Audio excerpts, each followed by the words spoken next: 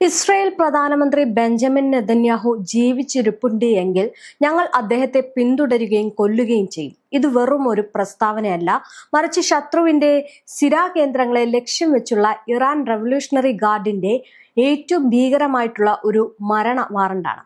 ഒരൊറ്റ വാക്കിൽ ലോകത്തെ വിറപ്പിച്ച ഈ ഒരു മുന്നറിയിപ്പ് പശ്ചിമേഷ്യ ഒരു വൻ യുദ്ധത്തിന്റെ വക്കിൽ എത്തിച്ചിരിക്കുകയാണ്. നയതന്ത്ര ചർച്ചകൾക്കും വിട്ടുവീഴ്ചകൾക്കും ഇനി സ്ഥാനമില്ല എന്ന് പ്രഖ്യാപിക്കുന്ന ഈ വാക്കുകൾ ഇസ്രയേലിന്റെ നെഞ്ചിടിപ്പ് കൂട്ടുകയാണ്. ശത്രുവിന്റെ തലവനെ നേരിട്ട് ലക്ഷ്യം വെച്ചുകൊണ്ട് ഇത്ര പരസ്യമായിട്ടൊരു മുന്നറിയിപ്പ് പുറപ്പെടുവിപ്പിക്കുന്നത് ഇറാന്റെ സൈനിക വീര്യത്തിന്റെയും പകയുടെയും ആഴമാണ് വ്യക്തമാക്കുന്നത്. നെതന്യാഹുവിനെ ഏത് കോണിൽ ഒളിച്ചിരുന്നാലും പിടികൂടുമെന്ന് ഈ ഉറച്ച നിലപാട് ഒരു വലിയ യുദ്ധത്തിന്റെ തുടക്കമാകുമോ എന്നാണ് ലോകം ഇപ്പോൾ ആശങ്കയോടെ നോക്കി നിൽക്കുന്നത്. ഫെബ്രുവരി 28 മുതൽ ആരംഭിച്ച ഈ ഒരു സംഘർഷത്തിൽ കൊല്ലപ്പെട്ട കുട്ടികളെയും സാധാരണ ജനങ്ങളുടെ ആശങ്കകളെയും ബുദ്ധിമുട്ടുകളെയും സംബന്ധിച്ച് സംഭവങ്ങൾ ചൂണ്ടിക്കാട്ടിയാണ് IRGC നെതന്യാഹുവിനെതിരെ കടുത്ത ഭാഷയിൽ പ്രതികരിച്ചിരിക്കുന്നത്. ആക്രമണങ്ങൾക്ക് ഉത്തരവാദികളായവർക്ക് ശിക്ഷ ലഭിക്കുന്നതുവരെ പ്രതികാരം തുടരുമെന്ന നിലപാടും അവർ വ്യക്തമാക്കിയിട്ടുണ്ട്. ഇസ്രയേലും ഇറാനും തമ്മിലുള്ള സംഘർഷം കഴിഞ്ഞ കുറേ വർഷങ്ങളായിട്ട് മധ്യപൂർവേഷ്യയിലെ ഏറ്റവും അപകടകരമായിട്ടുള്ള രാഷ്ട്രീയ സംഘർഷങ്ങളിൽ ഒന്നായി മാറിക്കഴിഞ്ഞിരിക്കുകയാണ്. പരസ്പരം സൈനിക നീക്കങ്ങളും രഹസ്യ ആക്രമണങ്ങളും ആരോപണങ്ങളും നിറഞ്ഞ ഈ ഒരു ഏറ്റുമുട്ടൽ ഇപ്പോൾ തുറന്ന സൈനിക നടപടികളിലേക്ക് മാറുന്നുവെന്ന സൂചനകളാണ് പുതിയ സംഭവ വികാസങ്ങൾ നൽകുന്നത്. IRGCയുടെ ഔദ്യോഗിക വെബ്സൈറ്റ് ആയിട്ടുള്ള സെപാൻ ന്യൂസ് വഴി പുറത്തിറക്കിയ പ്രസ്താവനയിൽ ഇസ്രയേലിന്റെ നടപടികളെ ശക്തമായിട്ട് വിമർശിക്കുകയും അവയ്ക്ക് ശക്തമായിട്ടുള്ള മറുപടി ഉണ്ടാകുമെന്ന് വ്യക്തമാക്കുകയും ചെയ്തു. ഇത് വെറും ഒരു വാക്കോ അല്ലെങ്കിൽ മുന്നറിയിപ്പോ അല്ല എന്നുള്ളതാണ് സാരം. ഇതിനിടെ ഇറാൻ പുതിയൊരു സൈനിക നീക്കവുമായി രംഗത്തെത്തുകയും ചെയ്തു.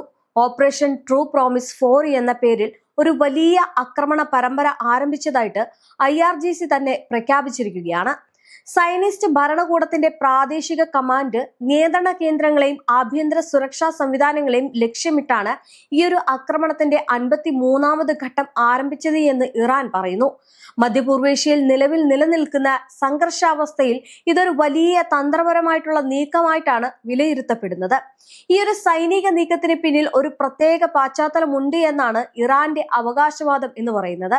മാർച്ച് 4-ന് ശ്രീലങ്കൻ തീരത്തിന് സമീപം നടന്ന ഒരു ആക്രമണത്തിൽ ഇറാനിയൻ നാവികസേനയുടെ ദേന ഡിസ്ട്രോയർ നശിക്കുകയും അതിലുണ്ടായിരുന്ന നിരവധി സൈനികർ കൊല്ലപ്പെടുകയും ചെയ്തതായിട്ട് ഇറാൻ ആരോപിക്കുന്നുണ്ട്. ഈ സംഭവത്തിൽ ജീവൻ നഷ്ടമായ 84 സൈനികരുടെ സ്മരണയ്ക്കായാണ് പുതിയ സൈനിക പ്രവർത്തനങ്ങൾ ആരംഭിച്ചത് എന്നും IRGC വ്യക്തമാക്കിയത്. മാർച്ച് 15-ന് നടന്ന ഈ ഒരു ആക്രമണത്തിൽ നിരവധി അത്യാധുനിക ആയുധ സംവിധാനങ്ങൾ ഉപയോഗിച്ചതായിട്ട് ഇറാൻ അവകാശപ്പെടുന്നുണ്ട്. ഹൈപ്പർസോണിക്കൽ വിഭാഗത്തിൽപ്പെടുന്ന ഫാത്ത, ഖാദർ എന്നീ മിസൈലുകൾ ഉൾപ്പെടെ 10 ശക്തമായിട്ടുള്ള മിസൈലുകൾ ഉപയോഗിച്ചുള്ള സംയുക്ത ആക്രമണമാണ് നടന്നത് എന്നാണ് റിപ്പോർട്ടുകളിൽ ഉള്ളത്.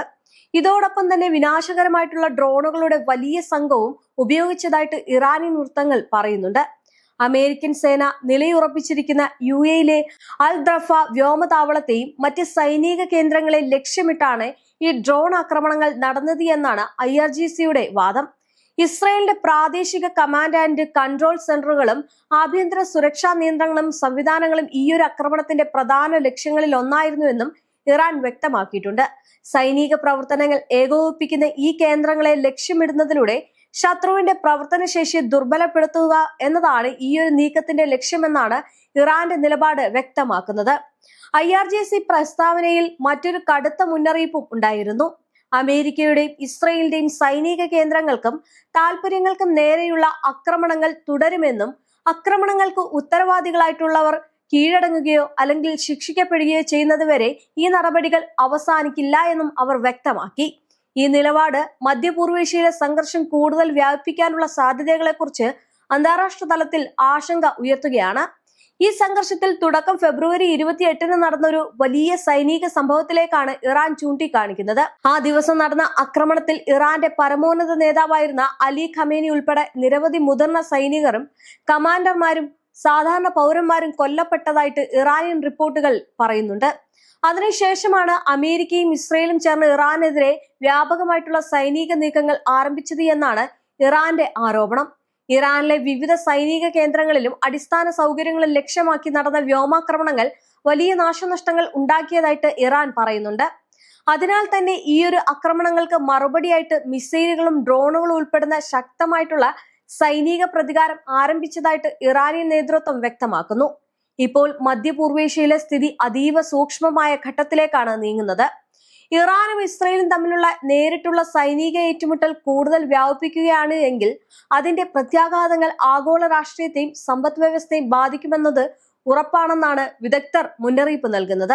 ഓപ്പറേഷൻ ട്രൂ പ്രോമിസ് 4 എന്ന ഈ ആക്രമണ പരമ്പരയിലൂടെ ബെഞ്ചമിൻ നെതന്യാഹുവും ഇസ്രയേലും കൃത്യമായിട്ടുള്ള ഒരു താക്കീതാണ് ഇറാൻ നൽകുന്നത്. ഇറാൻ ഒരു കാര്യം പറഞ്ഞാൽ അത് നടപ്പിലാക്കിയിരിക്കും എന്നതിന്റെ തെളിവായി ഈ ഒരു ഓപ്പറേഷൻ മാറിക്കഴിഞ്ഞു. മധ്യപൂർവേഷ്യയിലെ ഭൗമരാഷ്ട്രീയ സമവാക്യങ്ങളെ തന്നെ കടപുഴക്കി എറിയുന്ന ഈയൊരു നീക്കം നെതന്യാഹുവിന്റെ അധികാര കസേരയെ പോലും വിറപ്പിക്കുകയാണ്. ശത്രുവിനെ പിന്തുടർന്ന് വേട്ടയാടുമെന്ന് ഇറാൻ പ്രഖ്യാപിച്ചാൽ അതിൽ നിന്ന് പിന്നോട്ടില്ല എന്ന ബോധ്യം ഉണ്ട് ഇപ്പോൾ ലോകത്തിന്. നെതന്യാഹുവിനും അദ്ദേഹത്തിന്റെ ഭരണകൂടത്തിനും ഇനി സ്വസ്ഥമായിട്ട് ഉറങ്ങാൻ കഴിയില്ല എന്ന വലിയ സന്ദേശമാണ് ഈ പോരാട്ടത്തിലൂടെ ഇറാൻ നൽകുന്നത്. ലോകം മുഴുവൻ ഇപ്പോൾ ശ്വാസമടക്കി നോക്കിയിരിക്കുകയാണ് ഇറാന്റെ അടുത്ത പ്രഹരം എവിടെയായിരിക്കും എന്നതിലേക്കാണ്. കാരണം ഇറാൻ ഇത് പറഞ്ഞിട്ടുണ്ടെങ്കിൽ അത് ചെയ്തിരിക്കും. ഇതെല്ലാം നടക്കുമ്പോഴും ഇസ്രയേൽ അമേരിക്കൻ ആക്രമണ ഭീഷണികൾക്കിടയിലും ഇറാന്റെ തലസ്ഥാനമായിട്ടുള്ള ടെഹ്റാൻ സാധാരണ ജീവിതത്തിലേക്ക് മടങ്ങുകയാണ് എന്നുള്ള റിപ്പോർട്ടുകളും വരുന്നുണ്ട്. യുദ്ധം 3ാം വാരത്തിലേക്ക് കടക്കുമ്പോഴും നഗരത്തിലെ കഫേകളും റെസ്റ്റോറന്റുകളും സജീവമായി കഴിഞ്ഞു. വരാനിരിക്കുന്ന പേർഷ്യൻ പുതുവത്സരത്തിന്റെ ഭാഗമായിട്ട് തജ്രിഷ് ബസാറിലെ കടകൾ തുറന്നതും ATMകൾക്ക് മുന്നിലെ തിരക്കും ജനങ്ങൾക്ക് ഭയരഹിതരായി പുറത്തിറങ്ങുന്നതിന്റെ സൂചനയാണ്. ബാങ്കിംഗ് മേഖലയിലെ ഓൺലൈൻ തടസ്സങ്ങൾക്കിടയിലും വിപണികൾ സജീവമാകുന്നത് രാജ്യത്തിന്റെ ആത്മവിശ്വാസവും വർദ്ധിപ്പിക്കുന്നുണ്ട്. അതേസമയം മേഖലയിൽ സംഘർഷം അതിശക്തമായിട്ട് തുടരുകയാണ്. ഇസ്രയേലിലെ വ്യോമതാവളം ലക്ഷ്യമാക്കി ഹിസ്ബുള്ള മിസൈൽ ആക്രമണം നടത്തിയിരിക്കുന്നു. പടിഞ്ഞാറൻ ഇറാനിലും ഇസ്രയേൽ വ്യാപകമായിട്ടുള്ള ആക്രമണങ്ങൾ അഴിച്ചുവിട്ടു.